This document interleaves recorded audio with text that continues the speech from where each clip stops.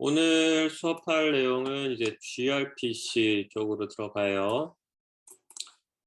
gRPC에 대한 내용을 할 거고, gRPC 우리 수업하는 게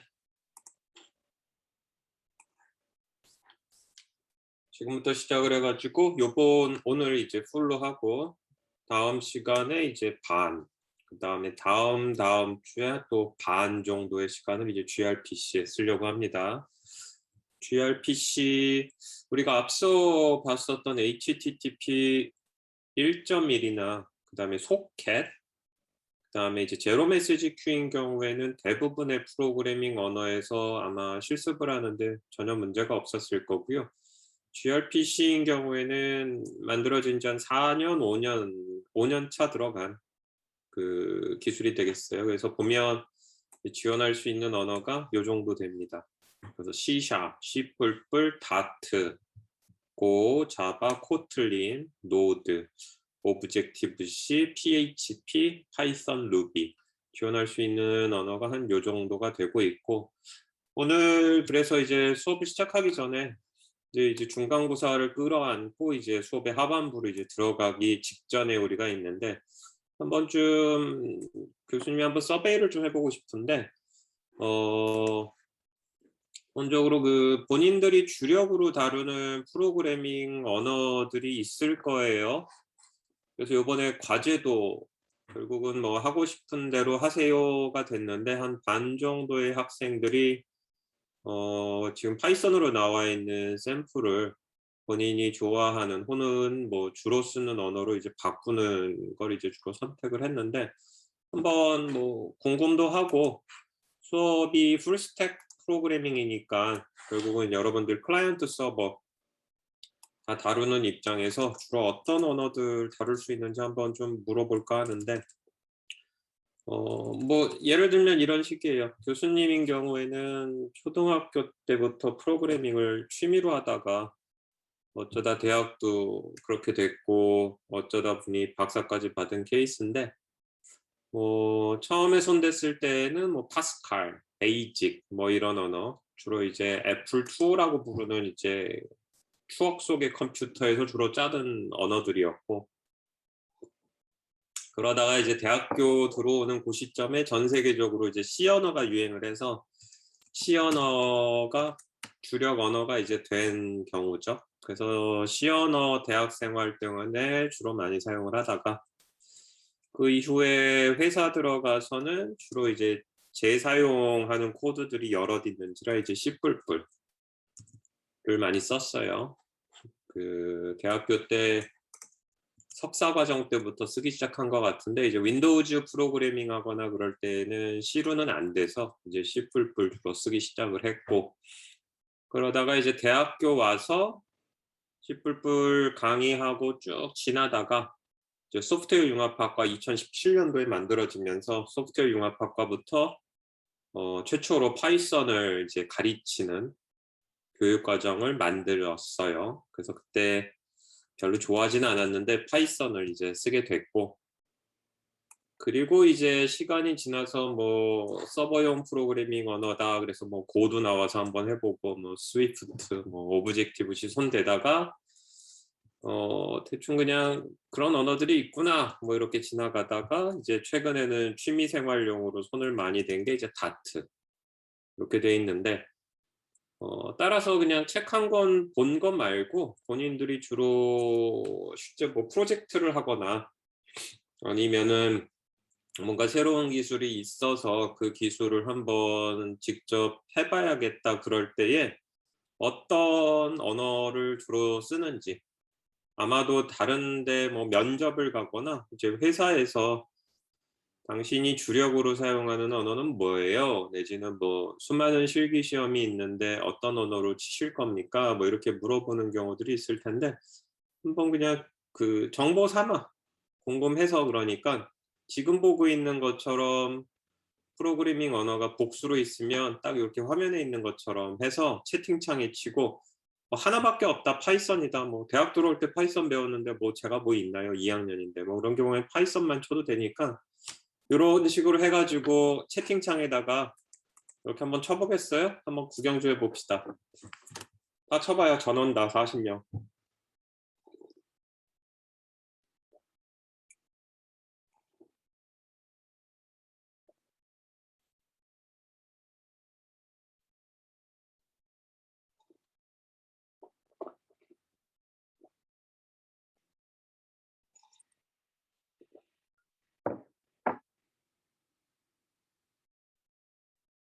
뭐 숙제 검사하는 거 아니니까 편안하게 한번 쳐봐요. 자바스크립트가 많네, 의외로.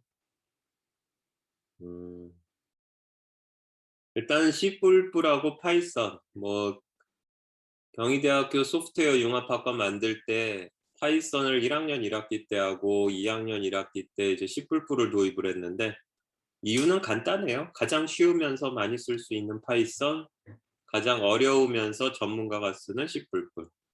그래서 당시 컴공이 C++를 2학기, 1년을 가르치는데 수용해서 그거를 그냥 한 학기만 하고 파이썬으로 했고 컴공에서 그거를 이제 도입을 했죠. 주로 자바스크립트 그리고 타입스크립트, 자바 뭐 이런 언어들이 많네. C++, C샵이고 그러네. 그래서 우리 한번 언어들 얘기 좀 오늘 좀 잠깐 하려고 해요. 언어들 얘기들은 잠깐 하려고 하는데 풀스택 프로그래밍이라는 단어 자체가 이제 의미하는 바는 수업 처음 시작할 때 이제 얘기를 했었죠.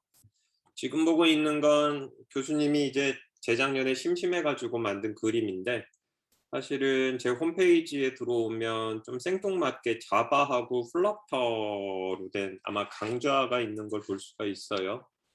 그래서 제 홈페이지에 들어오면 사실 좀 화면도 좀 이상하지? 내가 봐도 뭐 어느 순간부터 그냥 하고 싶은 대로 살아야겠다 싶어가지고 홈페이지도 그냥 개인 취향으로 바꿨는데 여기 보면 이제 다트 플러터라는 게 있어가지고 여기 들어가면 내가 심심풀이로 2020년에 한번 이렇게 강좌를 만든 게 있어요. 49개짜리인데 여기에 이제 두 번째 부분에 가면 요 그림이 있는데 다트 언어를 왜 선택했느냐라고 얘기를 하면서 이렇게 했죠. 그래서 잠깐 프로그래밍 언어에 대한 얘기를 좀 할 필요가 있을 것 같아서 도움이 좀 될까 싶어 이제 얘기를 좀 해봅시다. 프로그래밍 언어가 많아요. 하늘의 별만큼 많고 어마어마하게 많은데 이제 지금 보고 있는 건 대부분 많이 쓰는 프로그래밍 언어들이고 아까 채팅창에 올라온 거 보니까 거의 뭐 타입스크립트는 자바스크립트의 사촌이니까 요 범주를 넘어가는 사람이 없네요. 그죠? R 정도가 있는데 R은 뭐 수학과들이 좋아하죠. 수학과들이 좋아하고 교수님도 뭐 고등학교 학생들한테는 R 좀 권하기도 하는데 대부분 요 범주 안에 들어있네. 풀스택 프로그래머라는 단어가 이제 유명해진 게 요 자바스크립트. 자바스크립트는 처음에 이제 웹으로 쓸 수 있는 언어로 나왔었는데 이게 이제 결국은 Node.js가 나오면서 즉 크롬 브라우저에 있는 자바스크립트 엔진을 떼어내서 데스크탑에서 돌릴 수 있게 하면서 결국 자바스크립트가 클라이언트가 웹으로 돌아갈 때, 즉 웹 베이스드 클라이언트와 그냥 스탠드얼론으로 이제 그냥 일반 OS 위에서 서버 프로그램 할 수 있는, 그래서 이게 클라이언트와 서버를 같이 짤 수 있는 걸로 인기가 많이 생겼죠. 시작이 웹이니 결국은 요 자바스크립트를 좋아하는 사람들은 대부분 이 웹 프로그래머들이죠. 그리고 최근에도 이제 비전공자, 이 수업에는 비전공자가 그렇게 많지는 않은데 전공자들이 많이 들어왔어요. 네트워킹까지 생각하는 경우에 비전공자가 많지는 않지. 근데 이제 자바스크립트로 웹을 하는 사람들은 학원이나 이런 데서 혹은 비전공자가 빨리 웹을 해가지고 시장의 수요에 맞춰서 이제 페이를 받으려고 하는 건데 결국은 이 자바스크립트 기술로 이제 서버까지 짤 수 있다라는 거가 매력이다 보니 이제 웹 기반으로 시작한 비전공자들이 사실 OS나 뭐 이런 거에 대한 내부 구조를 알기보단 그냥 웹 기반의 클라이언트하고 서버를 짜면서 많이 이제 탄생을 해요. 실제로 그래서 비전공자들을 위한 학원이나 그다음에 이제 마이크로 디글이라고 통상 뭐 요즘 부르고 부트캠프 이렇게 부르죠. 일종의 그 단기간 속성 과정인데 그런 데 가면 풀스택이라는 단어와 이 자바스크립트 단어를 많이 써요. 최근에는 이제 일렉트론이라고 부르는 이제 프레임워크가 있어 가지고 그냥 커맨드 라인 베이스드에서만 그냥 이제 뭐 서버 프로그램이 돌아가는 게 아니고 데스크탑 환경에서도 이제 메뉴 구이 체계 갖춰 가지고 돌아가게 하는 그런 게 있어서 데스크탑에서도 돌아가죠. 그리고 이제 자바스크립트 쓰는 사람들은 뭐 대충 알겠지만 이제 코르도바, 폰게 뭐 이런 프레임워크를 쓰면 iOS, 안드로이드에서도 돌아가는 프로그램을 짤 수 있어요. 그래서 이제 자바스크립트가 포문을 열고 널리 알린 게 이제 풀스택 프로그래머. 최종적으로는 웹 베이스드 클라이언트, 그다음에 이제 자바스크립트 기반으로 만든 모바일 어플리케이션, 서버, 데스크탑 이것들이 이제 다 가능하게 됐는데 자바스크립트가 언제 나왔냐 그러면 1995년이에요. 꽤 됐죠? 26년쯤 전에 나왔었고 요게 이제 자바스크립트 랭귀지가 사실 언어라고 하기 어려웠던 건 이제 웹 브라우저 위에서 돌아가는 기본 기능만 단순하게 있는 그래서 이제 통상 언어라고 부르지 않고 이제 스크립트 랭귀지 좀 무시하는 거였는데 뭐 이게 이제 표준화 단체에서 에크마 6 버전이 6를 넘어서면서 사실상의 이제 프로그래밍 랭귀지 대우를 받는 체계가 됐죠. 이게 이제 모바일이 되던 서버가 되던 데스크탑이 되던 웹이 되던 모두 다 할 수 있는 언어가 이제 1995년에 나온 이제 자바스크립트가 됐고 거꾸로 올라가면 조금 애매해지죠. 자바 아까 이제 있는 학생들이 대부분 자바의 시작은 모바일 어플리케이션 아니에요. 사실은 모바일 아니고 그 웹에서 돌아가는 웹 브라우저 위에서 돌아가는 프로그램인데 대부분 인기를 끌은 거는 이 서버 플랫폼이에요. 그래서 이 자바 빈 뭐 엔터프라이즈 에디션 이래 가지고 자바 인기가 좀 시들해졌는데 이 금융권에서 서버 프로그램 혹은 이제 회사 비즈니스 프로그램 짤 때 이제 자바를 많이 쓰죠. 자바를 쓰는 이유는 태생이 버추얼 머신 위에서 돌아가는 애기 때문에 한번 만들면은 플랫폼 인디펜던트하다. 뭐 웹은 아니지만 컴파일하는 언어지만 플랫폼 인디펜던트한 특징이 있었고 시작이 서버였는데 시작은 웹 브라우저 위에서 돌아가는 거였는데 그땐 인기가 별로 없었죠. 그래서 이제 서버 쪽에서 포문이 확 터졌고 이게 그 안드로이드의 제1 개발 언어로 이제 구글의 낙점을 받으면서 모바일 앤 서버 시장에서 굉장히 급성장을 했죠. 자바가 시들한 여러 이유가 있는데 가장 큰 건 자바를 안드로이드에 도입한 구글이 자바를 만든 사람을 결국 사간 회사가 이제 오라클이라는 회사인데 오라클하고 구글하고 자바 때문에 이제 싸움이 벌어졌다가 구글이 완팡당하죠. 그래서 이제 자바를 좀 버려야겠다라고 마음을 먹는 계기가 들어선 게 아닌가라는 게 이제 지금까지 추세가 돼가고 있고 그 전으로 올라가면 이 자바하고 자바스크립트는 1995년이에요. 자바스크립트는 참고로 자바하고 아무 상관이 없는 거고 4년 전에 나온 언어가 파이썬. 파이썬이 무려 30년이나 된 언어예요. 30년 된 언어를 지금 쓰고 있는 건데 파이썬의 시작은 그냥 과학 계산. 통상 우리가 이제 뭐 포트란이라고 부르는 언어가 있었는데 과학 쪽에서 많이 썼어요. 근데 파이썬을 만든 이 사람이 파이썬을 왜 만들었냐라고 이제 물으면 굉장히 쉽게 얘기했어요. 남녀노소 누구나 전문가든 초보자든 누구나 쓸 수 있는 그런 언어를 만들고 싶다. 성능이고 뭐 이런 건 아무 상관없었고. 그래서 파이썬은 사실 뭐 서버라든지 데스크탑과 같은 환경에서 만들어지죠. 커맨드 라인으로 돌아가는 것들과 뭐 기타 등등이었는데 이후에 이제 뭐 TK, Tkinter 뭐 이런 툴 들어봤는지 모르겠지만 PyQt 그래서 그래픽 인터페이스를 껴안으면서 약간의 이제 화면에 뭔가 그림을 보여줄 수 있는 그런 식으로 발전도 하지만 참고로 이 TK-Qt 기술은 파이썬을 위한 게 아니고 이게 CC++ 고려 시대부터 있었던 거여가지고 파이썬하고는 크게 상관이 없어요. 그래서 파이썬은 사실 커맨드 라인으로 그냥 글자 중심으로 돌아가는 데서 이제 메인으로 시작을 했다라는 거. 그러다 이제 매트플롯이라든지 이런 것이 나오면서 그래프를 그리기 편하게 했는데 아직도 파이썬 가지고 예쁘게 그림 그리는 툴을 많이 본 적이 없죠. 거의 그래프예요, 그래프. 그래서 과학 계산 중심으로 이제 그림을 그리되 쉬운 언어이기 때문에 통상 사람들이 많이 쓴다라는 거죠. 그리고 지난 시간에 우리가 폴리간 얘기를 했죠. 폴리간. 그러니까 서버 쪽에서는 이제 굉장히 작은 소프트웨어를 짜서 서버 위에서 분할해서 동작을 시킨다. 그래서 코딱지만한 프로그램 짜는데 뭐 네가 짜고 싶은 언어를 짜. 이게 이제 그리고 이제 이 수업에서 얘기하는 네트워크 기능으로 이제 서로 통신하는 분산 처리를 한다. 그래서 이제 폴리갓인데 파이썬은 그런 경우에 대부분 인터페이스, 즉 사용자하고 뭔가 주고받는 언어로 많이 쓰이고, 주고받는데 파이썬을 끝내고 실제 동작을 하는 뒷부분에 있는 프로그램은 이제 C나 C++로 고성능으로 올린 다음에 줄은 이제 둘 사이는 통신으로 하는. 그래서 파이썬은 주로 인터페이스를 이제 담당하는 쪽에서 많이 써요. 그런 경우에서 씁니다. 모바일 에디션인 경우에는 TV나 비웨어를 설명했지만 사실 이게 뭐 미진해요. 그걸 가지고 뭐 그럴듯한 상용 어플리케이션을 만들긴 어렵죠. 그 얘기는 즉슨 1995년 위로 올라가기 시작을 하면 사실상 이 모바일이 애매해지고 이미 웹 부분은 구멍이 확 나죠. 왜 그래요?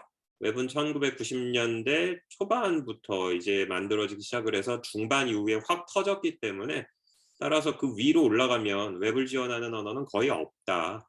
따라서 시대가 오래된 언어는 그 언어가 나왔을 때 시대를 반영하기 때문에 기능이 조금씩 줄어든다라고 우리가 볼 수 있죠. 애플밖에 안 쓰는 오브젝티브 C는 1984년, 시간이 확 올라갔죠. 1984년에 나왔고, 사실 그 스티브 잡스가 애플을 만들고 쫓겨났다가 다시 돌아온 시점이 요 시점이에요. 비스무리한데 당시에 이제 애플이 쫄딱 망할 때였는데, 애플의 스티브 잡스가 돌아오면서 그냥 혼자 돌아온 게 아니고 본인이 가지고 있었던 회사의 기술을 다 들고 왔는데, 그게 요 조그만 데 나와 있는 넥스트 스텝이라는 회사. 스티브 잡스가 애플에서 쫓겨난 다음에 애플을 망하게 하려고 요 넥스트 스텝이라는 회사를 샀어요. 애플처럼 하드웨어 있고 OS 있고 어플리케이션 다 만드는 굉장히 강력한 회사였는데, 하드웨어는 말아먹고 남아있는 OS, 이게 객체 지향으로 만든 유닉스 운영체제였는데 요거를 들고 들어와요. 이 넥스트 스텝 유닉스 운영체제가 사용한 언어가 오브젝티브 C. 써본 사람은 알겠지만 여기 오브젝티브 C를 써본 사람은 없네. C++이 가장 악명이 높은 언어인데 C++에서 그냥 딱 클래스 개념만 떼가지고 C에서 쓸 수 있게, 뭐 복잡한 거 안 해요. 그냥 C 더하기 그냥 클래스 만들 수 있는 거, 되게 단순한 언어예요. 그래서 C 배운 사람들은 쉽게 배워요. 요거를 들고 왔는데 목적은 결국은 맥OS를 이걸로 바꿨죠. 이 넥스트 스텝의 OS로 바꿨고, 그래서 데스크탑 맥 시장을 만들기 위해서 했고, 그다음에 모바일 어플리케이션 iOS를 하기 위해서 들고 왔죠. 넥스트 스텝은 유닉스 운영체제고 현재 그 맥OS의 아버지가 됐는데, 기본 철학이 객체 지향 컨셉이었어요. 객체 지향이 뭐예요? 이렇게 잘게 쪼개기가 용이하죠. 요런 기능 클래스, 요런 기능 클래스. 그래서 처음에 iOS 쪽을 만들 때에도 요 OS를 쪼개가지고 필요한 것만 집어넣고, 현재 macOS도 사실상 macOS가 iOS를 따라가고 있잖아요. 그래서 iOS가 영향을 많이 받았죠. 그래서 이건데 결국은 이제 모바일 어플리케이션, 이제 그다음에 데스크탑, 그다음에 이제 서버용으로는 오브젝티브 C가 거의 쓰이지 않죠. 서버용으로 쓰이지 않는다는 건 서버용으로 쓸만한 프레임워크나 그런 라이브러리 같은 게 많지 않다는 거예요. 언어 자체가 뭐 서버용 뭐 이런 게 있겠어. 그 다음에 이제 악명 높은 C++은 1983년에 나왔죠. C 더하기 1이라는 개념, 더하기 1을 된 건 이제 클래스였어요. 아주 명확하죠? 서버나 데스크탑. 모바일 프로그램을 C++로 짤 수 있어요. 여기 학생들 중에 관심 있는 친구들 있는지 모르겠는데, 그 윈도우즈에서 제공하는 그 라이브러리 중에 C++로 그 iOS, 안드로이드 프로그램 짜는 플랫폼이 있어요. 거의 안 써요. 그리고 C++는 또 악명이 높은 게 그래픽으로 하기 위해서는 이제 뭐 아까 얘기했었던 Qt, TK, 아니면 이제 OS가 제공하는 이제 윈도우즈의 MFC, 그 다음에 이제 macOS의 코카를 써야 됐는데, C++의 가장 큰 문제점 중에 하나는 웬만한 기본 라이브러리, 뭐 소켓이나 이런 것조차 운영 체제를 타기 때문에 정말 C++의 기본 문법을 제외하고 뭔가 플러스 알파 하려고 그러면 딱 어느 OS의 특정 질수밖에 없다.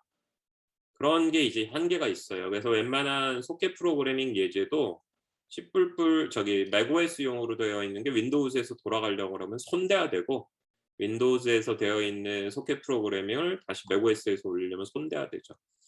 따라서 아주 구체적인 특정 운영 체제, 뭐 더 나아가면 CPU를 타는 소프트웨어를 주로 짜기 때문에 C++은 사실 그 일반 서버나 데스크탑 시장을 넘어가기가 어렵죠.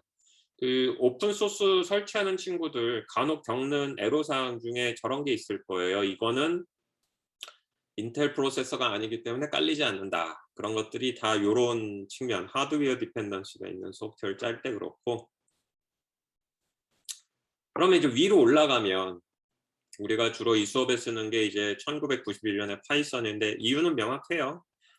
교수님이 이 수업 만들고 오락가락 했는데 주력 언어를 뭐로 쓸지.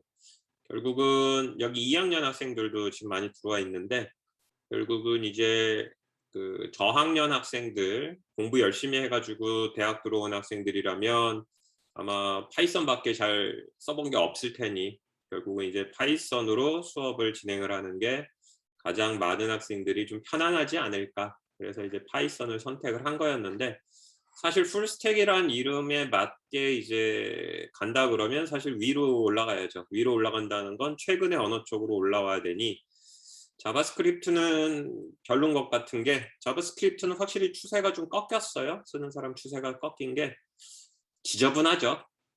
좀 이렇게 얘기하면 좀 그렇지만 자바스크립트만 알아서 프로그램 못 짜요. HTML, CSS까지 해야 되는 데다가 뭐 브라우저 디펜던시, OS 디펜던시 뭐 이런 거 다 따지면 굉장히 지저분해요. 교수님도 취미로 자바스크립트 앱 하나 만들었다가 야 이건 인간성의 한계에 도전한다고 내려놨었는데, 여기 타입스크립트 좋아하는 친구들이 있으니까 또 이렇게 얘기하면 좀 마음 아플 수는 있겠네. 조금 위로 올라가면 2000년도에 나온 언어가 C샵. C샵을 왜 쓰냐고 물으면 깔끔하죠. 유니티. 아까 한 명이 C샵 있던데 본인도 유니티인지는 모르겠으나 유니티 때문에 확실히 C샵이 죽지 않고 살아있는 건 사실이에요. 저 샵 들어간 언어들을 MS가 많이 만들어요. 이 C샵 말고 자바가 인기를 끄니까 자바 때려 부시고 싶어가지고 J샵도 만들고 그랬어요. 많이 만들었는데 C샵은 C++ 때려 부시려고 만들었는데 쉽지 않았죠. 저게 이제 단넷이라 그래가지고 마이크로소프트의 윈도우즈 서버들, 즉 회사 어플리케이션 짤 때 회사에서는 클라이언트를 어쩔 수 없이 윈도우즈를 많이 쓰니까 그 윈도우즈 프로그램을 쉽게 하면서 윈도우즈 서버 기반의 프로그램도 쉽게 하는 게 이제 C샵이 툴이 많죠. 그래서 아마 중소기업에 가가지고 비즈니스 어플리케이션 짠다 그러면 의외로 C샵으로 짜는 경우들이 많이 있어요. 그리고 객체 지향 프로그래밍에서 우리 이제 이대호 교수님이 최근에 맡으셔가지고 열심히 MFC로 악명을 올리기 시작하셨는데, C샵은 그 뭐 MFC나 이런 거보다 이제 자마린이라는 게 또 마이크로소프트가 인수한 게 있어요. 그래서 사실 이 모바일 어플리케이션 짤 때는 유니티로 많이 한다고 생각을 하는데, 이 자마린이라는 거를 마이크로소프트가 인수해서 C샵 기반으로 보는 것과 같이 모바일 어플리케이션 짤 때, 데스크탑 어플리케이션 짤 때 그 그래픽 유저 인터페이스로 하려고 하죠. 하지만 자바스크립트 이후에 나온 언어지만 웹은 지원하지 않아요. 분명히 지원하지 않고 있고, 그 다음에 이제 2009년, 그럼 이제 10년 거의 안으로 이제 들어오기 시작하는데, 구글이 만든 언어들이 탄생하기 시작을 하죠. 아까 얘기했던 것처럼 자바 때문에 오라클하고 특허 싸움에서 된통 당했던 구글이 결국은 자신들의 언어를 이제 노출하기 시작을 해요. 전략적으로 노출한 경우는 아직까지는 없어요. 딱히 아직까지는 없고, 구글의 수많은 개발팀 중에서 파일럿으로 해보다가 괜찮다 싶은 것들이 이제 2000년대 들어서 공개가 되기 시작하는데, 그중에 이제 언어가 포함이 된 거죠. 구글이 뭐 고언어를 뭐 전략적으로 밀어붙였다고 보기 힘들다는 거예요. 그냥 수많은 오픈소스들을, 원래 구글은 오픈소스 많이 공개 안 했어요, 사실은. 공개하기 시작하면서 그 파도 속에서 이제 하나가 이제 나온 게 고였는데, 고는 이제 2009년에 나왔죠. 고가 나왔을 때의 메시지는 아주 명확했어요. 여기 이제 고 하는 친구들이 아까 있었나 모르게 한 명 있는 것 같은데, 고가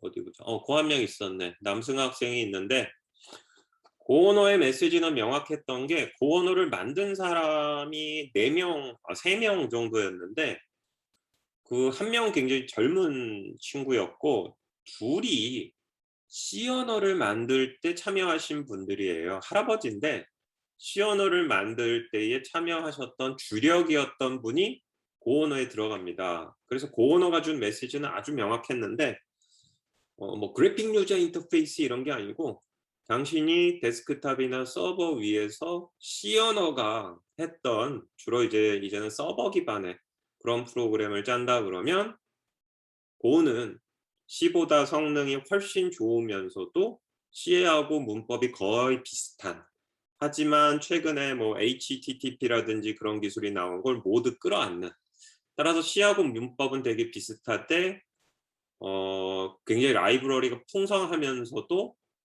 1970년대 만든 TCP/IP 이런 거보다 성능이 훨씬 좋은, 그래서 C를 서버 쪽에서 대체하는 언어로 나오죠. C의 기능은 사실은 하드웨어 제어지만 고는 그런 쪽은 아니었어요. 서버 프로그래밍 쪽으로 이제 나왔었고, 가장 또 특징이, 여러분들이 이제 C++부터 배우기 때문에 잘 모르는데, 되게 객체 지향 컨셉이잖아요. 뭐 고도 객체 지향이긴 한데, 그 얘는 이제 스트릭트하다 그래가지고 문법이 굉장히 좀 세요. 그러니까 문법을 굉장히 딱딱하게 만들었기 때문에 그 문법을 어기면 웬만하면 안 돌아가는 뭐 그런 뭐 장단점이 있어요. 근데 아무튼 그래서 고가 이제 탄생을 하게 됐죠. 근데 고는 결국은 서버 시장 쪽으로는 확실히 퍼졌고, 뭐 극단적으로 얘기하는 사람은 이제 서버 프로그래머의 랭귀지다, 서버의 랭귀지다, 뭐 이런 식으로 얘기를 해서 고를 이제 찬양하는 경우도 있고.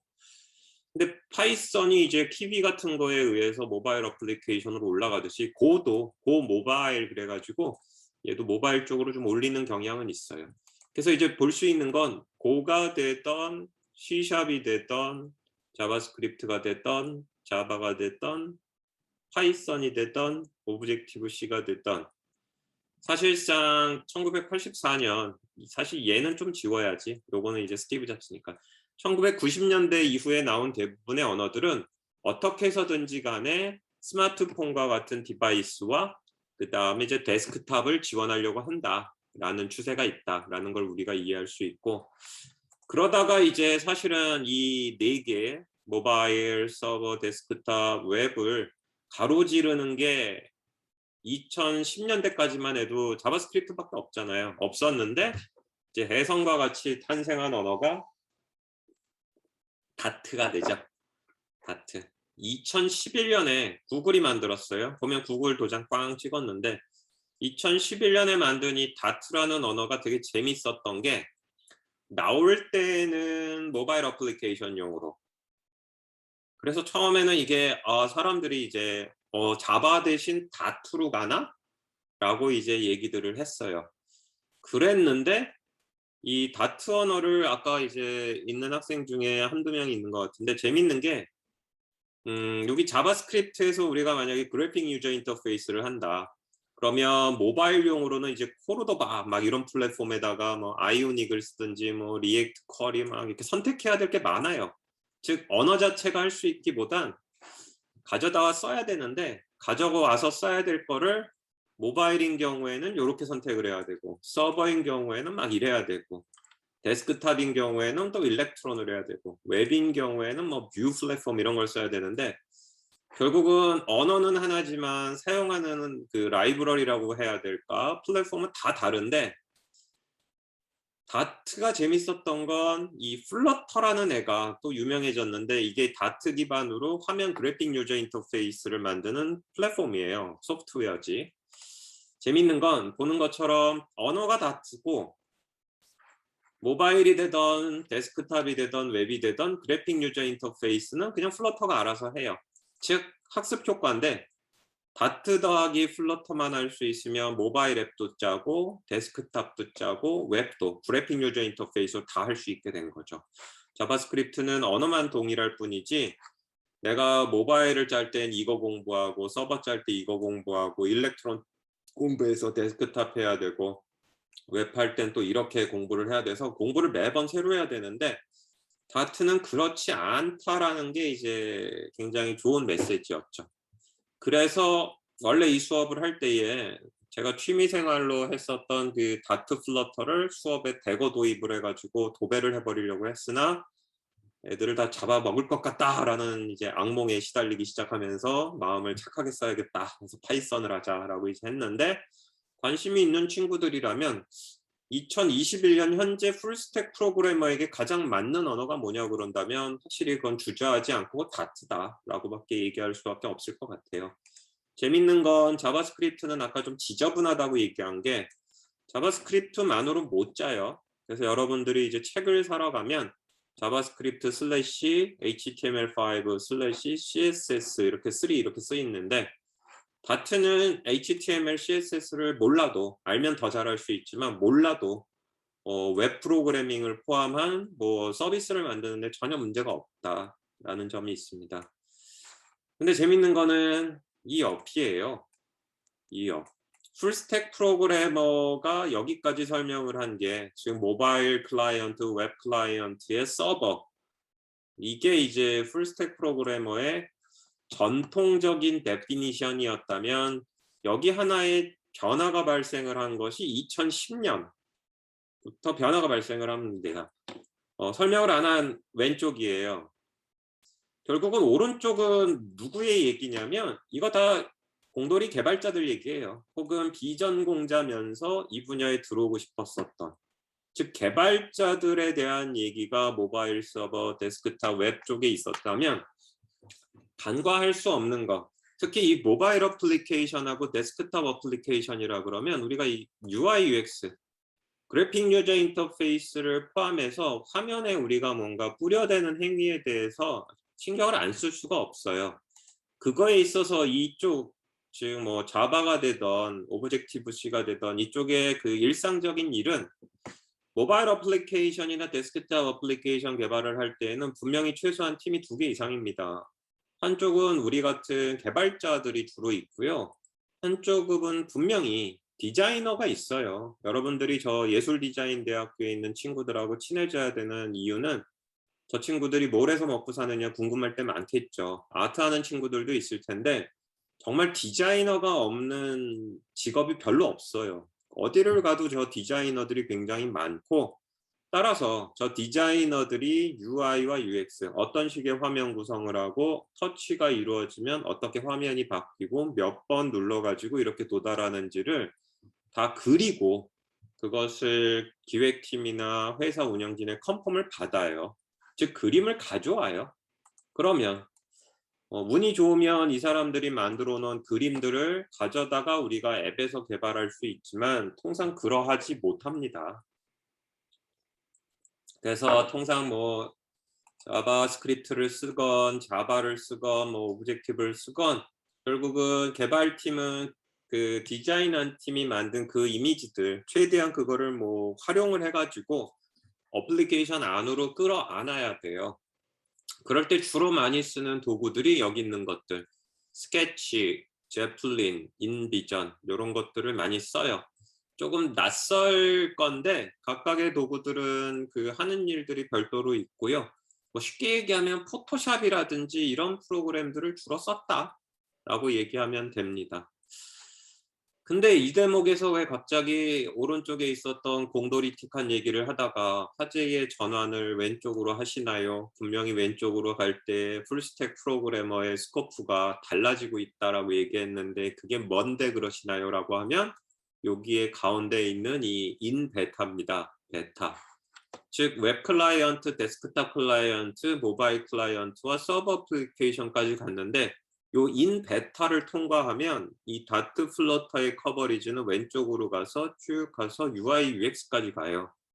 뭔 소리냐면 아도브가 결국은 히트작이 있었죠.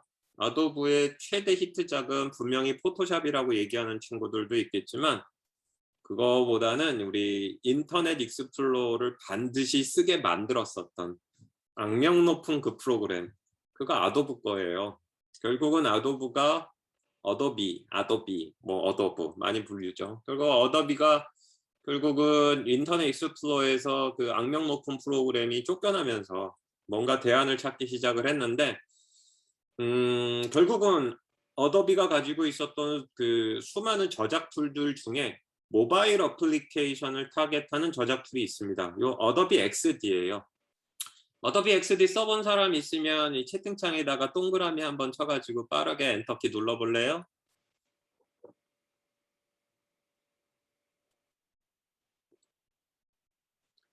3명 정도.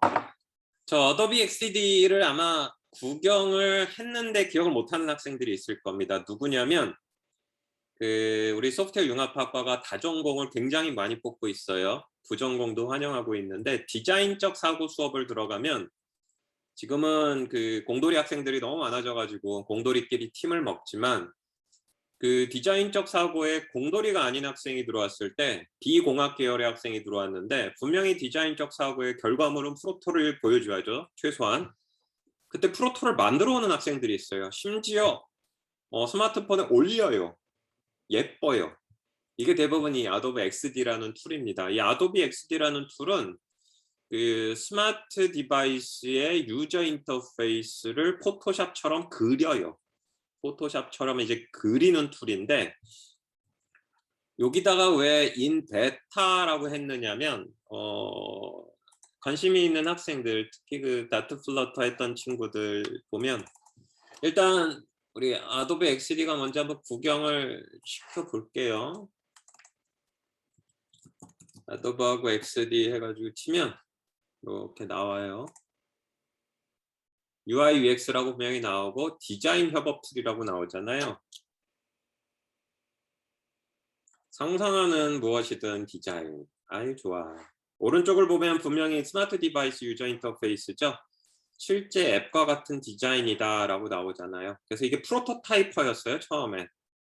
그래서 보는 것과 같이 화면에 그려요. 이렇게 화면에 쭉쭉 그려요. 뭐를? 내가 만들 그 어플리케이션을. 그리고 화면 구성도 이렇게 하는데 여러 개의 화면이 나오는 이유는 실제로 요 만들어진 화면에서 이렇게 터치를 하면 이동을 할 수 있는 그런 기능까지 있어요. 따라서 주어진 데모를 수행하는 거죠. 이렇게 화면 구성한 다음에 누르면 기능이 보여져요.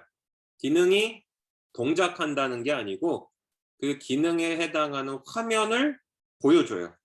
그래서 보는 것과 같이 화면 구성을 이렇게 디자인하는 친구들이 하는 거예요. 이렇게 그림 다 만들고 누르면 전화하는 화면으로 이동할 수 있게. 실제로 전화를 하진 않아요. 이렇게 하는 게 이제 UI UX 툴이에요. 이렇게 예쁘죠? 이렇게 쭉 하는 게 있어요. 그래서 뭐 무료 체험판도 있고 이렇게 있어요. 공유할 수도 있고 뭐 쫙 협업하는 툴이에요. 디자이너들이 쓰는 툴. 디자이너가 디자이너를 위해 개발한 앱. 그렇게 나오죠. XD가 약어로 이게 익스페리멘털 디자인인가? 뭐 아마 그럴 건데 근데 왜 여기서 이 대목에서 이 얘기를 하느냐. 자, 그렸어요. 그러면 이제 무슨 일을 할 수 있는 세상으로 바뀌었냐면 여기 있는 이 인 베타인데 XD2 플러터라는 기술이 있어요. XD2 플러터. We can't manage work like this. That's why I use Monday.com. 죽어라. 자, 그래서 사운드 죽이고 한번 가보면 요거는 그냥 동영상으로 한번 보여주는 건데 뭘 할 건지를 한번 잘 간단하게 보여주기 위해서 요 아도be XD2 플러터라는 오픈 소스가 있어가지고 이거를 다트 쪽에서도 개발을 하고 있고 어도비 쪽에서도 공동 개발을 하고 있는데 왼쪽에 있는 게 방금 우리가 봤었던 아도비 XD고요. 오른쪽은 이거 익숙하죠? 비주얼 코드예요. 비주얼 코드. 우리 다트 프로그램 짤 때 주로 비주얼 코드 써요. 근데 요거 화면을 딱 보면 인상이 뭐가 오겠어요? 왼쪽처럼 아도브 XD로 스마트폰에서 어플리케이션을 내가 UI UX를 잡았으면 이 아도브 XD2 플러터 툴은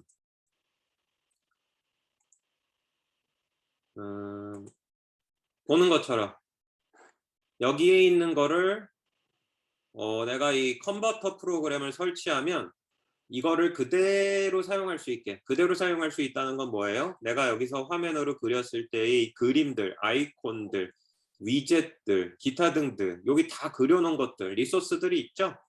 쉽게 얘기하면 요 그래픽 리소스들을 그대로 내가 다 사용할 수 있어요. 화면 구성도 그대로 가져옵니다. 말을 이렇게 하니까 뭐 100%다 내가 화면에 그린 걸 끌어오는 것처럼 얘기를 해서 오해를 살 수도 있는데 그렇진 않고 아도브 XD 툴에서 할 수 있는 기능이 100이라면 그 중에서 다트 플러터가 할 수 있는 부분에 한정돼서 내가 그것만 해서 가져온다? 그럼 그건 다 가져올 수 있어요. 따라서 요즘은 풀스택 프로그래머에 대한 개념이 확장되고 있는 추세니 결국은 보는 것과 같이 내가 저 툴을 가지고 이렇게 그래픽을 UI UX를 그렸어요. 워낙 툴이 좋아서 대충 해도 공돌이가 직접 그린 것보다는 훌륭합니다. 그러면 이거를 그대로 가져와서 모바일 어플리케이션에서도 리소스를 쓸 수 있으니 본인이 디자이너가 전문은 아니지만 그래도 대충 UI UX를 멋스럽게 만들 수 있다. 빨주노초 파남보에다가 뭐 정말 텍스트 창만 띄우는 그런 허접한 수준은 뛰어넘을 수 있다라는 얘기고, 또 역설적으로 얘기하면 자바스크립트 하면서 그 다음에 그 CSS, HTML 이해하고 노드.js까지 이해할 수 있는 열정의 비전공자라면 아도브 XD에서 본인이 그래픽 능력을 충분히 발휘한 후 다트와 플러터를 조금 공부해서 거꾸로 앞서 얘기했었던 사람의 반대죠. 충분히 본인이 풀스택 프로그래머가 될 수 있는 시장이 좀 더 견고해졌다라고 얘기할 수 있고요. 서버를 잠깐 얘기 안 했는데 이 다트 프로그래밍 언어는 그 사이트에 들어가면 아예 서버 프로그래밍을 짜는 부분에 대한 게 따로 있어요. 따라서 언어가 태생적으로 모바일과 웹과 데스크탑과 서버를 모두 다 다룰 수 있도록 이미 언어가 태생적으로 그런 능력을 가지고 있다라고 우리가 얘기를 할 수 있죠. 따라서 이 풀스택 서비스 네트워킹이 의도한 건 클라이언트하고 서버 간의 통신 및 서버에서 벌어지는 서버 간 통신, 이런 통신에 대한 걸 이제 아우르려고 얘기했는데 기본적으로 그 풀스택 개발 환경 자체가 투트랙인 거죠. 보는 것처럼 싱글 랭귀지를 가지고 모두 다 천하통일할 수 있는 전통적인 풀스택 개념도 있는 거고, 서버 쪽을 바라보면 이제 폴리가 결국은 이제 굉장히 작은 마이크로 서비스 환경 체제에서 본인이 제일 잘 다룰 수 있는 언어를 가지고 그 언어로 문제를 해결하는 이런 분야도 있습니다. 이 뒤에 나온 언어가 또 2014년에 스위프트가 있죠. 스위프트는 뭐 아는 것처럼 애플이 만들었어요. 결국 오브젝티브 C가 가지고 있는 한계를 좀 넘어가고 싶었고 파이썬만큼 쉽게 할 수 싶었는데 그게 이렇게 쉬운 언어라고 얘기하기는 뭐 제 개인적 취향은 잘 안 맞아서 좀 애로사항은 있죠. 그래서 스위프트는 애플이 만든 후에 오픈소스로 공개를 했어요. 그래서 리눅스에 컨버팅 되고 윈도우즈 쪽으로도 이제 돌아가고 시작을 했는데 스위프트는 사실 뭐 그래도 iOS를 제외하면은 아직까지는 별 인기가 없지 않느냐 뭐 이런 얘기들 할 수 있죠. 다뤄보지 않은, 그러니까 학생들이 언급하지 않은 언어 중에 아마 두 가지 정도 더 얘기한다 그러면 코틀린이 있죠. 코틀린이 2011년 아마 요때 나왔을 거예요. 다트하고 비슷할 때.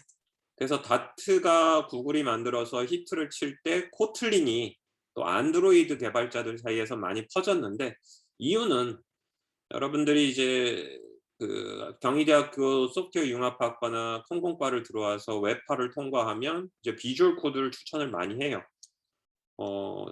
워낙 좋은 툴이니까. 근데 또 이제 웹 개발하는 사람들은 제트브레인이라는 회사의 툴을 많이 씁니다. 제트브레인이 이 코틀린 언어를 만들었어요. 그래서 그 툴 자체가 굉장히 좋아요. 코틀린을 쓰면. 그래서 안드로이드에 코틀린이 좀 있고, 그 다음은 아까 고랭귀지가 서버 쪽에서 C가 쓰일 때 대비 이제 그 뭐라 그래야 되나 대체품이 될 수 있다 그랬는데 임베디드 프로그래밍 할 때 또 C를 대체하는 언어가 러스트, 메모리 프로텍션 기능 이런 게 확실히 좋죠. 그래서 그 정도가 있는데 둘 다 방금 얘기했지만 코틀린은 안드로이드 스마트폰, 러스트는 이제 임베디드 디바이스, 그래서 대부분 한정이 돼 있다라는 얘기입니다. 따라서 여러분들이 서버 프로그래밍 쪽으로 가고 싶다? 그렇다 그러면 교수님이 추천할 만한 거는 이제 고랭기지 정도 한번 더 배우면 아마 좋지 않을까? 실제로 그 웹파이썬 시작하고 끝날 때에 그 회사 공채 사이트들 꼭 들어가 봐. 이렇게 얘기하잖아요. 거기 들어가면 뭐 본인이 원하는 네이버의 무슨 뭐 서버 개발팀의 뭐 웹서비팀 뭐 아니면 뭐 리니지의 무슨 뭐 게임 MMORPG 서버 이렇게 다 나오면 기술이 써 있어요. 대부분 서버는 오늘 수업이 이제 반 정도 우리가 지나왔죠. 대부분 서버 팀은 C, C++, Go, 파이썬, 언어는 그렇고 그다음에 운영체제는 리눅스, 그다음에 실행 환경은 이제 도커, 컨테이너, 뭐 쿠버네티스 뭐 이런 개념들 많이 나와요. 따라서 여러분들이 서버 사이드로 간다 그러면 요 그림 펼쳐놓고 봤을 때는 고가 괜찮은 언어 같고요.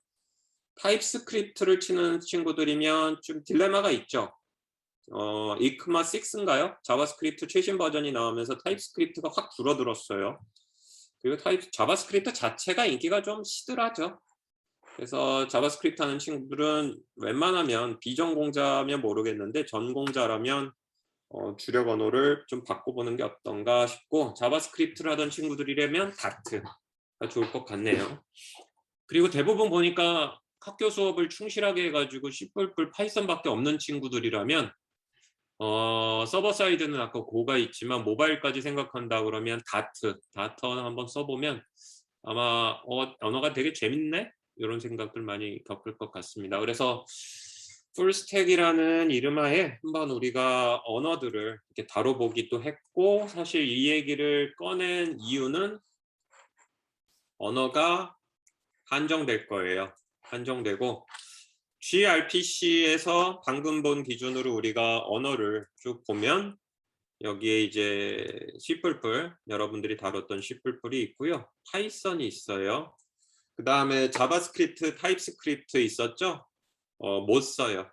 웹 베이스드의 테크놀로지에서는 gRPC에 대한 기술이 현재는 제공되지 않습니다. 노드에서 해가지고 서버 프로그래밍으로는 할 수가 있어요. 그렇고 C샵한 친구들이라면 다행히 제공이 됩니다. 제공이 되고요. Go 뒤쪽에 이제부터 뒤에 나오는 얘기들이 대부분 3, 4년 안에 일어난 완전히 따끈따끈 최신 기술인데 Go는 다 있어요. Go는 구글이 대부분 다 만들었고 서버팀이 주로 만든 기술이고 Go는 거의 다 있어요. 이렇게 볼 수 있습니다.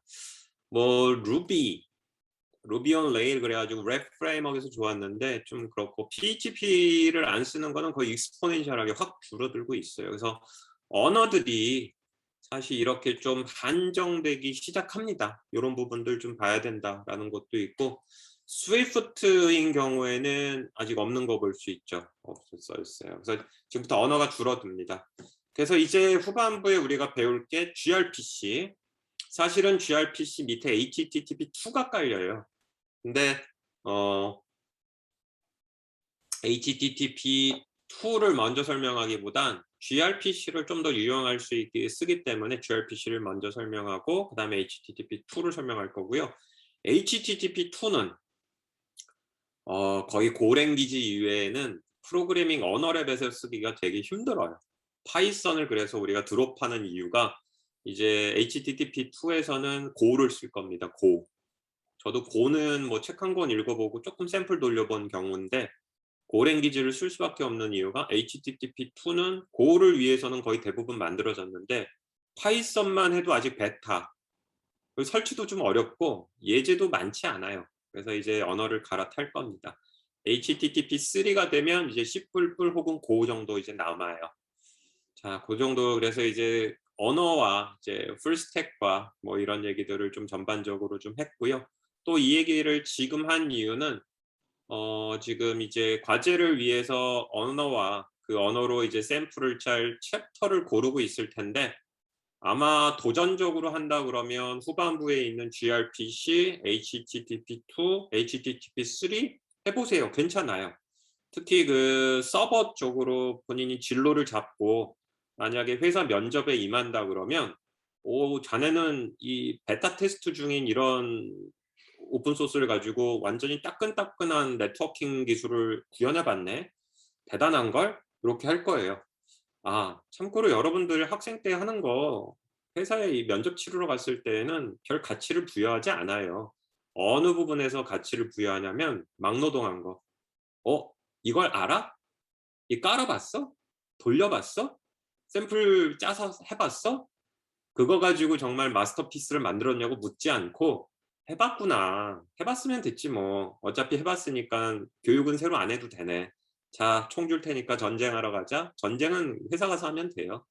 따라서 그 조금 더 적극적으로 해보고 싶은 친구들은 오늘 수업부터 나오는 뒷부분은 대부분 베타 테스트, 베타에 해당하는 걸 설치해야 될 거기 때문에 깔끔하게 돌아가진 않을지 모르지만 아마 얻는 건 많을 거다.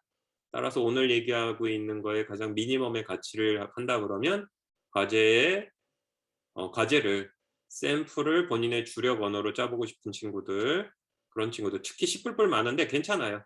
이후의 챕터를 C++로 다 도전해보는 것도 괜찮은 의미를 가질 것 같고, 아, 교수님 저는 딴 수업도 많이 들어야 되고 너무 힘들어요. 그러면 가능하다면 요 gRPC를 포함해서 앞쪽에 있는 거의 예제를 직접 짜보는 걸로 한번 했으면 좋겠다. 요 얘기도 좀 해보고 싶었습니다. 자, 그러면 gRPC 쪽으로 들어가죠. 지금부터 얘기하는 건 다 구글이 만들었다고 봐도 거의 무방해요. gRPC, 그 다음에 HTTP2, 이어서 나올 HTTP3, 그 다음에 WebRTC 이제 조금 할 건데 WebRTC는 이제 모질라 재단이니까 뺀다면 HTTP2와 그에 기반한 gRPC, 그리고 새로운 HTTP3는 다 구글의 것이에요. 구글의 것. 구글이 아예 만든 gRPC, 도장까지 찍은 것도 있고 구글이 기술을 만들어서 표준화에 주어버린 HTTP2와 3 이렇게 얘기할 수 있고 실효적으로 구글의 기술이다. 따라서 구글이 굉장히 이런 분야를 장악하고 있다라는 걸 우리가 이해할 필요가 있죠. 그래서 사실은 교수님은 이동통신을 전공으로 한 네트워커인데 이런 강의를 하는 이유는 뭐냐?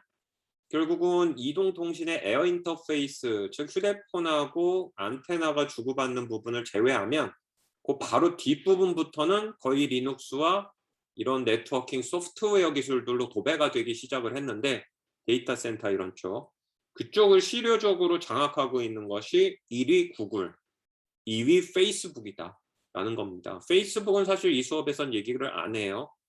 페이스북은 나중에 교수님의 컴퓨터 네트워크 수업 들으면 페이스북이 아주 전통적인 시장에 들어온 거를 볼 수 있는데 구글이 거의 이 소프트웨어 간에 통신하는 기술들은 거의 다 장악을 했다라고 봐도 무방을 합니다. 그래서 네트워크 전공한 친구들이 교수님 이제 연구실 출신 학생들이 거의 대부분 이제 삼성전자라든지 이런 네트워킹 장비 쪽으로 처음엔 많이 갔는데 최근에는 거의 이제 다음이라든지 뭐 이런 서버 블레이드, 서버 쪽, 최근에 이제 게임 회사 쪽, 이런 쪽으로 많이 가는 이유가 확실히 이쪽의 수요가 많이 늘어났다라고 우리가 볼 수 있습니다.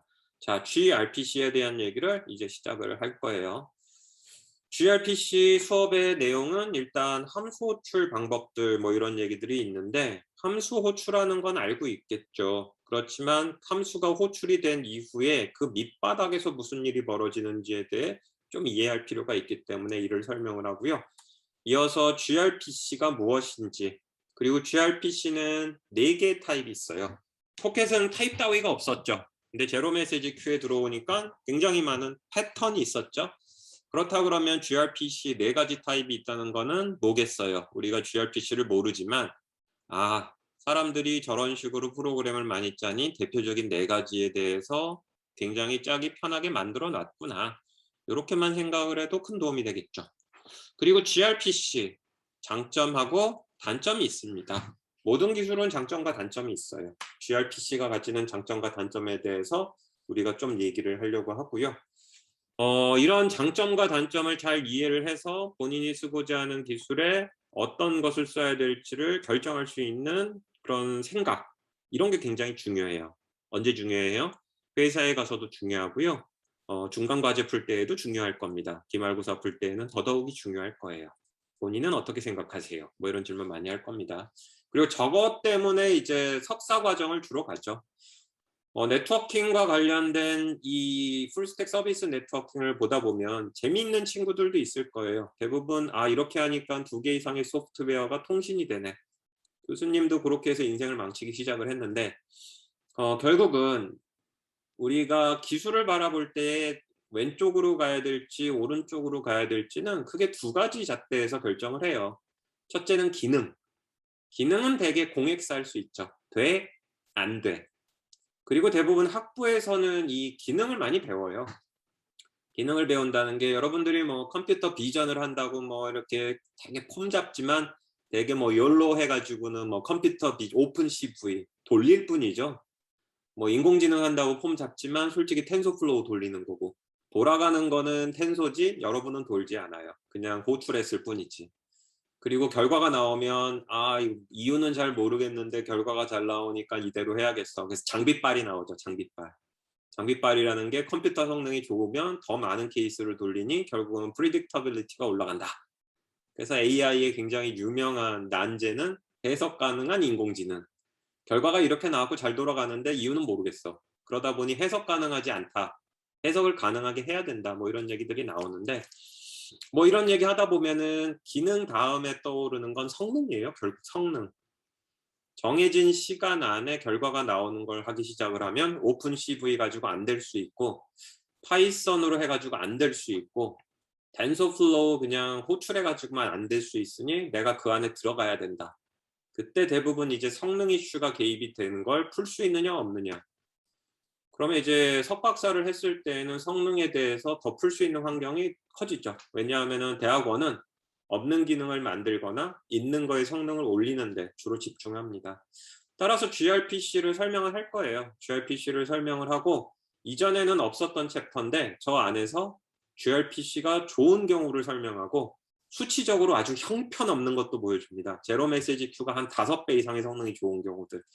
따라서 선택은 본인의 몫이다. 뭐 이런 얘기들을 하는데, 이유는 이런 네트워킹 기술들 많아요. 새롭게 많이 나오는데 딱 특정 목적, 특정 요구사항에 대부분 맞춘 겁니다. 그쪽은 좋지만 다른 쪽은 안 좋다가 아니고 몰라요.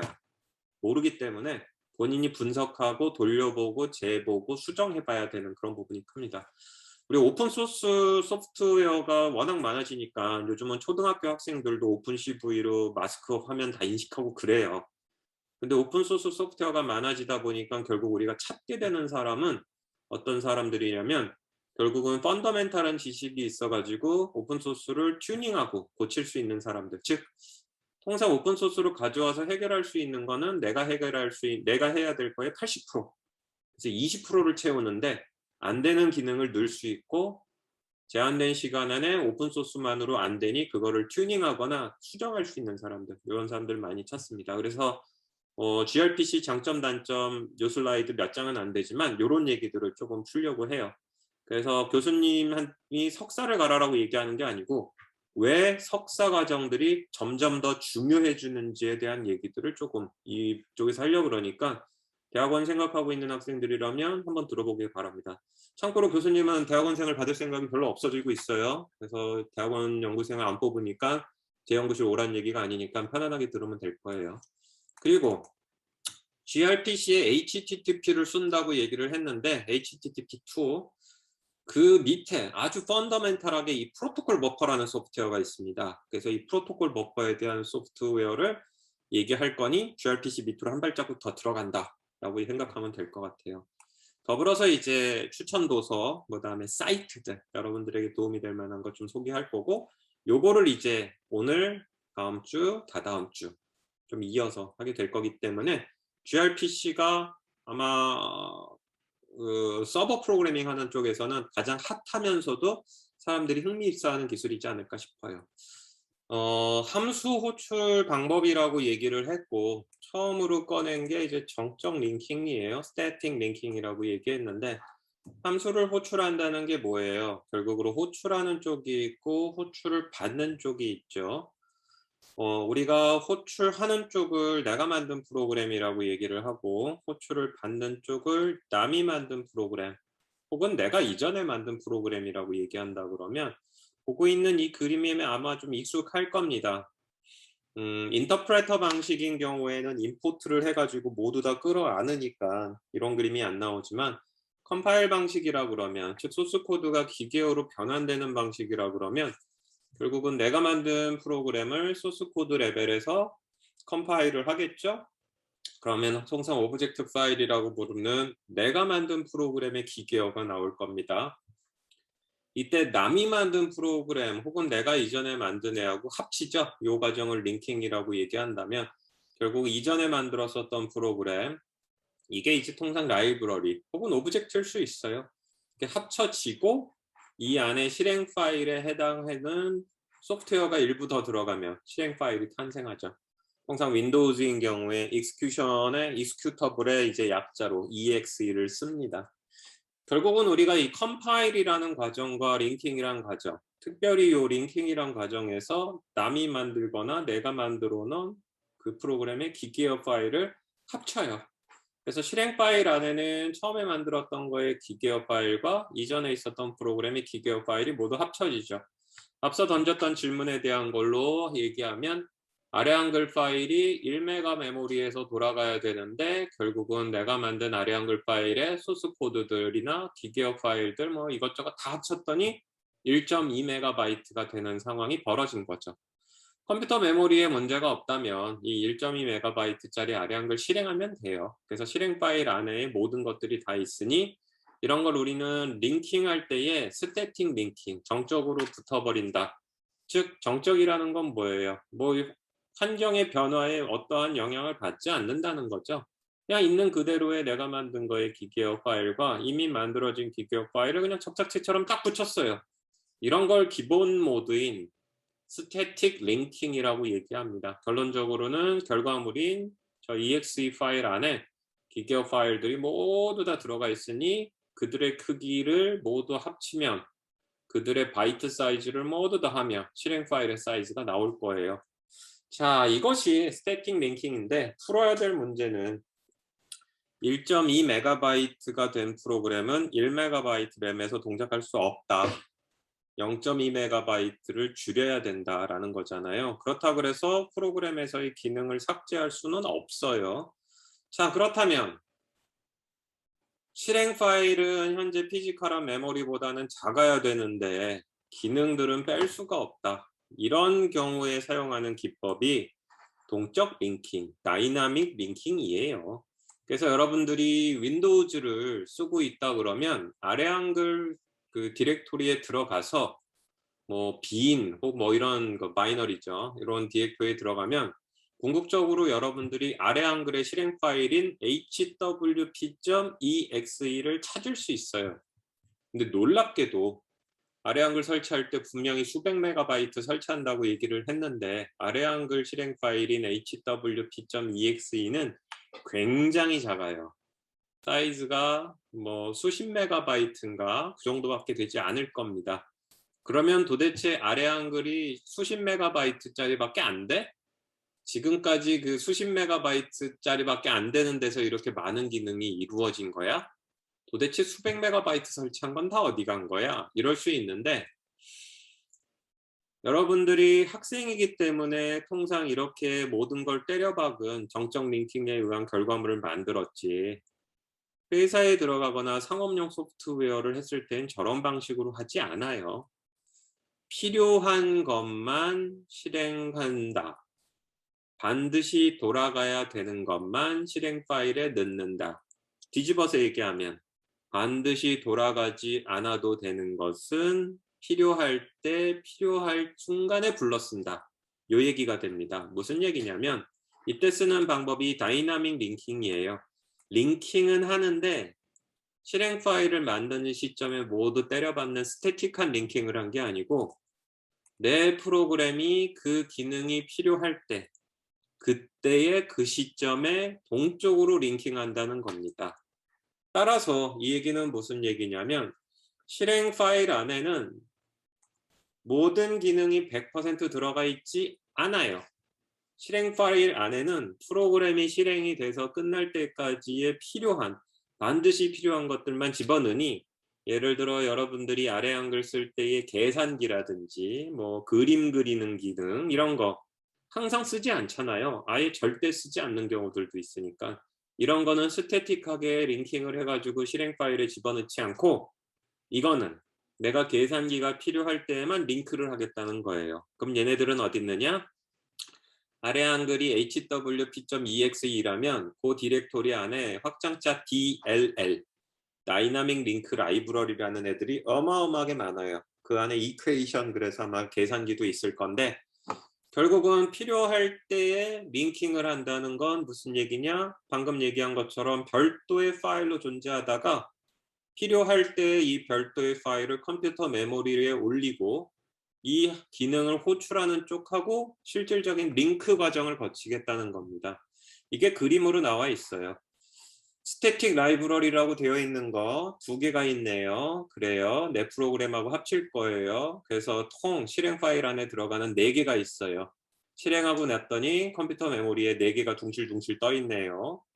하지만 이거는 프로그램의 시작부터 끝까지 언제나 떠 있어야 될 애들인 거고, 내가 만약에 반드시 필요하지 않은 것을 필요할 때만 불러 쓰겠다고 하면 별도의 파일로 존재하는 거예요. 그러다가 내가 100% 뿌여져 있는 요 실행 파일 안에 있는 애가 그 기능을 호출하겠다고 결정을 내리면 그때의 디스크에 있는 애를 컴퓨터 메모리로 읽어드린 다음에 실질적인 링크 과정, 즉 호출하는 쪽과 호출받는 쪽을 연결하는 과정을 함수가 얘를 불러 쓰겠다고 결정한 그 순간에 요 빨간 애처럼 하는 겁니다. 따라서 스태틱 링크는 모두 다 때려박고 필요한 애들 다 합쳐서 실행 파일 만든 후 실행하면 얘네가 모두 다 떠 있지만, 다이나믹 링크 라이브러리는 별도의 파일로 존재하다, 윈도우즈인 경우에 DLL, 링크를 하게 되면은 요거에 의해서 100% 떠 있는 애들하고 얘하고 실행하는 그 순간에 연결을 해버리는 거예요. 지금 보는 것처럼. 그래서 필요할 때 컴퓨터 메모리로 불러들어서 그때 링크를 하고, 필요 없어졌어요. 그러면 연결을 끊어버리고 컴퓨터 메모리에서 지워버리는 거죠. 따라서 64KB 밖에 안 되는 애플2 컴퓨터에서 화려한 그래픽 인터페이스를 어떻게 했느냐? 반드시 실행해야 될 것만 실행하고 나니 한 30KB. 그럼 나머지 30KB 안에서 내가 수많은 기능을 해야 되는데 동시에 실행하지 않는다면 필요할 때에는 필요한 부분만 불러 쓰는 걸로 한 거죠. 따라서 아래 한글의 실행 파일 이름은 실행 파일 크기는 hwp.exe가 수십 메가바이트밖에 되지 않지만 결국은 DLL이라는 파일들, 계산기 라이브러리를 내가 계산기를 쓸 때만 컴퓨터 메모리로 읽어들여 가지고 연결을 한 거죠.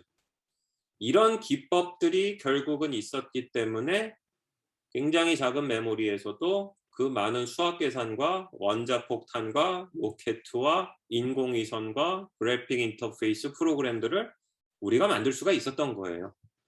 이것이 결국은 C나 C++가 결국은 하드웨어, 컴퓨터 메모리를 제어할 수 있기 때문에 가능했었던 것이었고, 운영체제에서도 일부 기능이 제공이 돼야 되지만 그보다는 개발자 스스로의 능력이 더 뛰어나야 됐었던 그런 이제 개발 프로그램 분야입니다. 그러면 이런 얘기들은 결국은 왜 요즘 없어지게 됐느냐?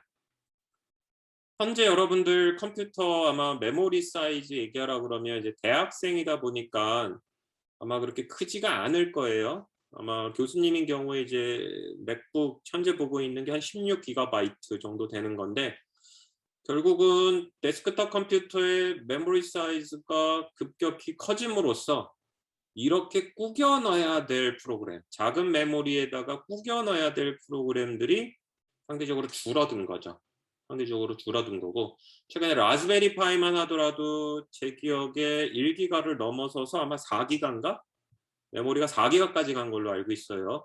따라서 코딱지만 했었던 라즈베리 파이만 하더라도 이제 4GB면 거의 데스크탑 메모리에 도달하니까 결국 이제 그런 일들이 이제 없어졌다라고 얘기를 할 수 있습니다. 그래서 여기서 설명 중에 이제 공유가 나오기도 하는데 사실은 공유 입장보다는 실질적으로 물리적으로 메모리 공간이 작은 데에 프로그램들을 집어넣는 기법으로 우격 따짐으로 집어넣기 위해서 어쩔 수 없이 64KB밖에 안 되니까 이제 하는 거에서 시작을 했고, 그 뒤에 컴퓨터 메모리 사이즈가 점점 커지면서 이런 것들이 이제 불필요해졌다라는 것으로 우리가 이제 좀 생각을 하면 될 것 같아요. 따라서 함수를 호출하는 방법의 이제 첫 번째는 무엇이다?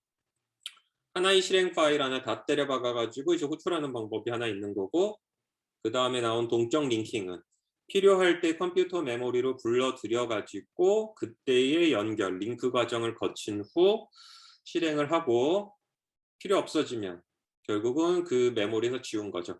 링크라는 게 너무 어렵게 생각을 하는데 결국은 여러분들이 근데 이제 좀 이해를 했으면 좋겠어요. 교수님이 이 수업을 하면서 지금 이 얘기를 하는 거를 100%의 학생이 다 이해한다라고 생각을 하고 있지는 않아요.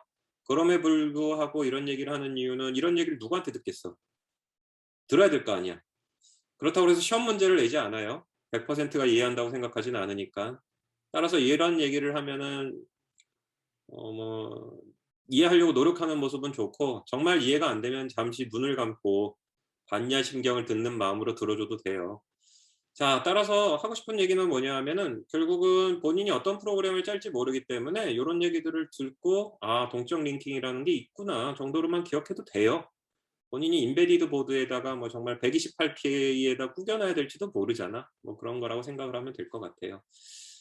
그리고 이런 기법이 이제 또 사라진 이유는 아까 이제 좋은 얘기 했어요. 그러니까 학생들이 대부분 이제 얘기한 게 그 OS가 해주는 얘기들을 많이 얘기했죠. OS가 해주는 얘기들을 많이 했는데 그 최근에는 OS가 그 리눅스 운영 체제가 웬만한 컴퓨터 위에서 다 돌아가요. 뭐 라즈베리 파이 1기가 때도 돌아갔고 뭐 128K, 256K 메모리를 가져도 라즈베리 파이 같은 애들이 다 충분히 돌아갑니다. 저기 리눅스가 돌아갑니다. 따라서 아까 좋은 얘기 했어요. 리눅스 운영 체제가 해결해 준다. 결국은 운영 체제가 컴퓨터 메모리를 뻥튀기 하는 기법들이 있죠. 그거를 해서 해줄 수 있는데 반드시 기억해야 될 거는 그 디스크는 컴퓨터 메모리보다 빠를 수가 없다. 따라서 지금 보여주고 있는 이런 기법은 결국은 우리가 한번 다이나믹 링킹을 하기 위해서 메모리에 올라가는 거에서는 지연이 발생할 수 있지만 스워핑이라든지 이런 거는 그렇게 많지 않아요. 근데 이제 메모리 운영체제의 메모리 스워핑은 디스크를 굉장히 많이 뭐 영어로 얘기하면 frequently, 한글로 하면 뭐죠? 그러니까 빈도가 높게 이제 제어하기 때문에 성능이 좋을 수는 없다. 이런 부분입니다. 따라서 너무 이렇게 고민하지 말고 그 편안한 마음으로 이런 어려운 얘기할 때 좀 들어줬으면 좋겠어요. 자, 그러면 이렇게 이제 같은 컴퓨터 안에서 하나로 때려 박을 거냐 아니면은 분리할 거냐의 이슈라면 이 수업은 뭐예요? 네트워킹이잖아. 결국은 이제 네트워크를 타는 얘기들로 이제 넘어가 볼까 합니다. 혹시 이런 운영체제 들어봤나?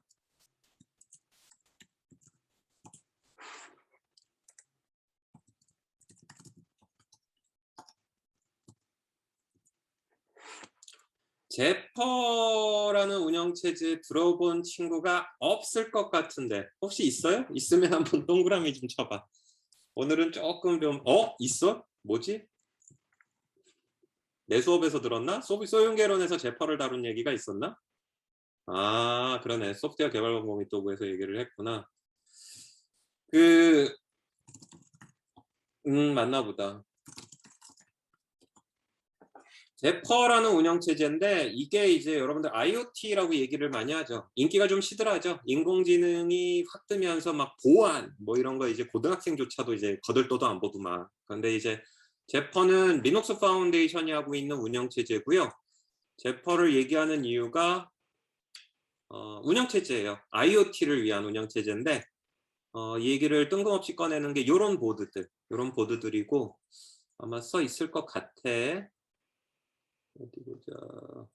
여기 보면 인텔 그 다음에 노르딕이라든지 NXP가 요게 이제 인베디드 프로세서, 구글이 있는 걸 볼 수 있죠, 구글. 내가 지금 찾을 숫자가 있어. 찾는 숫자가 옛날에 여기 딱 첫 번째 나왔었는데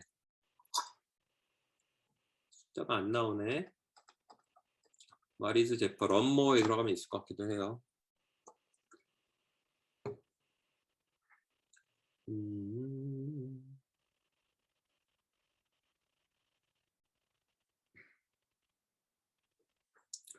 우리가 IoT라는 둥구름을 잡지 말고 그런 코딱지만한 디바이스들이 있다 그러면 그 코딱지만한 디바이스들에 어떤 OS가 올라갈까 뭐 이런 것들을 고민하는 게 좋거든요. 그래서 여기 꺼내는 거는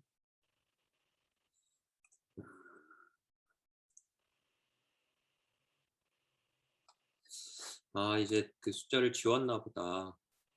이 제퍼 운영 체제가 그 올라갈 수 있는 그 미니멈 컴퓨터 메모리 리ኳ어먼트가 있는데 걔가 64kB와 128kB예요. 굉장히 작지. 따라서 앞쪽에서 그 뭐 애플2나 1980년대 기계를 얘기하고 나니까 요즘에 그럴 일이 뭐가 있어 라고 얘기할지 모르겠지만 실제로 보고 있는 것과 같이 리눅스 파운데이션에서 최근에 만든 OS, 그 최근에 만든 OS 안에 들어가는 이제 리눅스 미니멈 버전인데 완전히 새로 만든 OS예요. 이런 것들도 64KB, 128KB 뭐 이런 것들이 있다. 이런 얘기들을 좀 하고자 합니다.